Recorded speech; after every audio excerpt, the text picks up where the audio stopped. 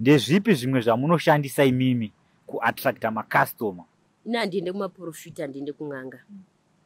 Nekuti zviri pandiri ndikatogona kuti ndakana kung'anga kana kumaprofita mboti ndimbonotsvaga mari. Mari handitobate zvachose. Ende mari handitoite mbao zvototi ndega ndototi ndaita ndakamirira muno muchiko kunorara. Asi kwandiri ndichandokwanisa kuita ndinogeza bute rangu. Weti yemwana wangu inini. Yemwana wangu musikana asati akuziva rume.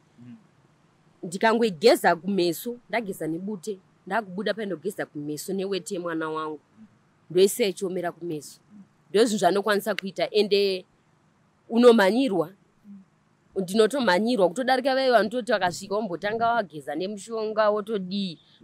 Ini kubva kwandinoenda uku ndogona kuenda ndine mari yebhasi yekungobva kunoku kusvika ikoko.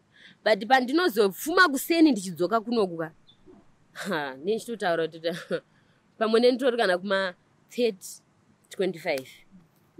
Akakuudzai nezveweti yemwana wenyu nezvebute ndiani? Ini ndega zvifunga.